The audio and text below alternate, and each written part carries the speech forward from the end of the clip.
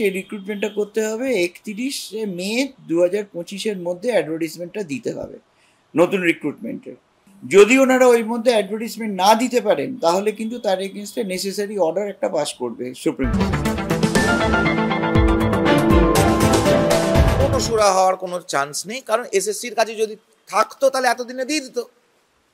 এখন যদি অযোগ্যদের তালিকা যদি এখন সুপ্রিম কোর্টে গিয়ে জমা দেওয়া হয়, তার মানে অযোগ্যরা বাদ পড়বে। তো যে অযোগ্যরা বাদ পড়বে তাদের টাকাটা ফেরত দিতে হবে। তো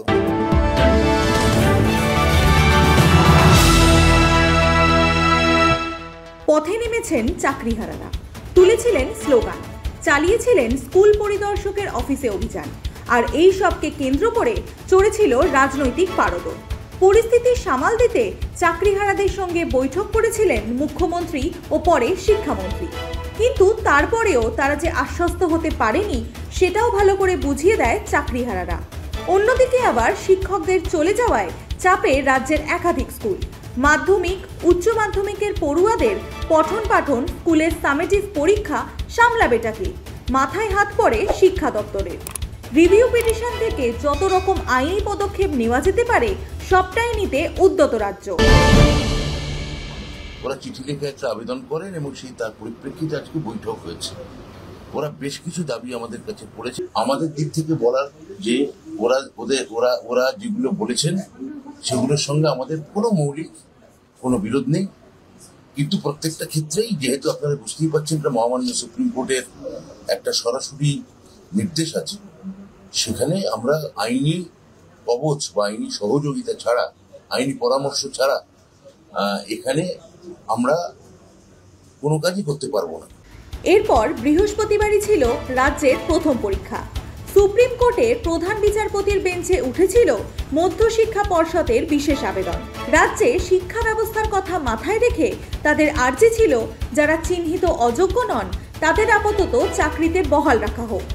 বৃহস্পতিবার সেই আর্জির ভিত্তিতেই সুপ্রিম কোর্ট নির্দেশ দেয় অযোগ্য চিহ্নিত নন এমন চাকরিহারারা কাজে ফিরতে পারবেন, কিন্তু এখন স্কুলে যেতে পারবেন না গ্রুপ সি ও গ্রুপ ডি ভুক্ত শিক্ষাকর্মীরা। সুপ্রিম নির্দেশে রাজ্যকে এও বলা হয় যে আগামী 31শে মে নিয়োগ প্রক্রিয়ার হলফনামা প্রকাশ করতে হবে এবং 31শে ডিসেম্বরের মধ্যেই নিয়োগ প্রক্রিয়া শেষ করতে হবে। অর্থাৎ 9 মাসের জন্য কাজে ফিরছেন একাংশের চাকরিহারা শিক্ষকরা। রায়টাতে বলেছেন যে সবকিছু কনসিডার করে ওনারা দেখছেন যে যারা কলঙ্কিত নয়, মানে যাদের এগেনস্টে কোনো দোষ নেই, those who are not tainted, তাদেরকে যাতে আবার অ্যাসিস্ট্যান্ট টিচার হিসেবে কিছুদিনের জন্য বহাল করা হয়। এখন সেই বহাল করার ব্যাপারে কয়েকটা কন্ডিশন দিয়েছেন, টার্মস অ্যান্ড কন্ডিশন। যেমন নতুন রিক্রুটমেন্ট করতে হবে, সেই রিক্রুটমেন্টটা করতে হবে 31শে মে 2025-এর মধ্যে অ্যাডভার্টাইজমেন্টটা দিতে হবে নতুন রিক্রুটমেন্টের, এবং ওই দিনই 31শে মে 2025-এ আবার একটা এফিডেভিট করে ওয়েস্ট বেঙ্গল সেকেন্ডারি এডুকেশন যেটা রয়েছে তারা করবে, একটা বোর্ড অফ সেকেন্ডারি এডুকেশন তারাও করবে, এবং West Bengal central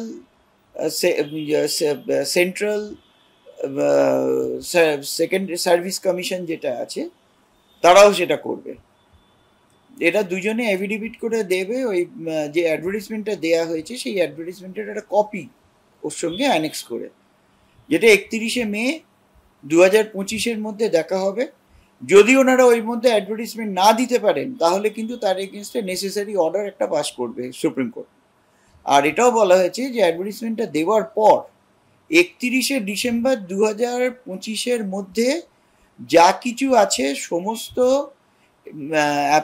process, entire process of recruitment complete করতে হবে এদেরকে, এটা দিয়েছে। আর এর মধ্যে যেমন টিচারদের সঙ্গে ওই group C and group D স্টাফেদের করেছিল, সেই প্রেয়ারটা কিন্তু সম্পূর্ণভাবে নাকচ করেছে। বলেছে শিক্ষক শিক্ষিকা না থাকলে 9, 10, 11, 12 স্টুডেন্টদের ক্ষতি হবে, কিন্তু যাদের দেখা যাচ্ছে যে টেন্টেড তাদেরকে কোনোভাবে নেওয়ার যোগ্য, কোনোভাবেই তাদেরকে দেওয়া যাবে না নেওয়ার জন্য অ্যাসিস্ট্যান্ট হিসেবে বা for the purpose of recruitment.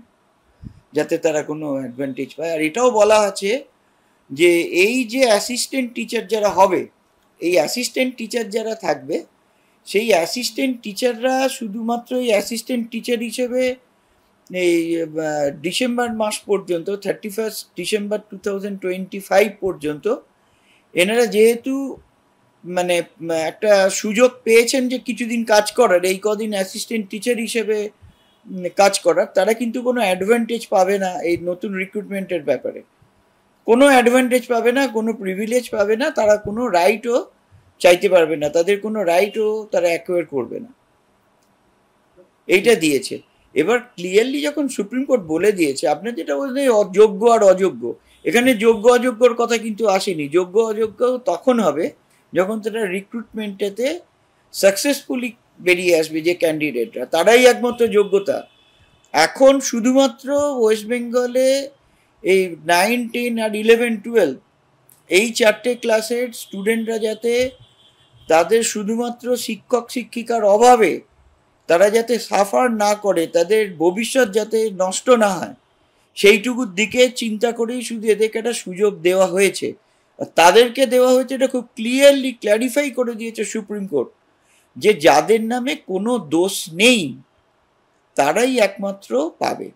কিন্তু কিছু লোককে ধরা পড়েছে, তাদের নামে দোষ আছে, এ লোকগুলো তো কোনোদিনই কোনোভাবে কিছু পাবে না, এরা কিচ্ছুই পাবে না, এদের কোনোভাবে ওটা কোনো সুযোগই পাবে না অ্যাসিস্ট্যান্ট টিচার হিসেবে কাজ করার। কাজে এটা নতুন করে আবার যোগ্য অযোগ্য কে বিচার করবে? অযোগ্য যোগ্য বিচার করার তো কিছু নেই। কেননা আগেও একটা টাকা ফেরত দেওয়ার ব্যাপার হয়েছিল, সেটা দেখা গেছিল যাদেরকে একেবারে, যাদের ব্যাপারে সিবিআই তাদের নাম পেয়েছে, সিবিআই যাদেরকে একেবারে পেয়েছে যে তাদের সম্বন্ধে কিছু কিছু ডকুমেন্টস পাওয়া গেছে, যারা সত্যিই যারা যোগ্যতা নেই চাকরি পেয়ে গেছে, সেভাবে তো ভাগ করাই রয়েছে, কোর্টই ভাগ করে দিয়েছে। এসএসসিতে আগামী দিনে নিয়োগ প্রক্রিয়ায় যে স্বচ্ছতা থাকবে তা নিয়ে প্রশ্ন তুললেন হাইকোর্টের আইনজীবী রাজর্ষি লাহিড়ী। শুধু তাই নয়, টাকার বিনিময়ে চাকরি দিয়ে যে আরো বিপাকে পড়তে চলেছে তৃণমূল, তা কার্যত স্পষ্ট করলেন তিনি।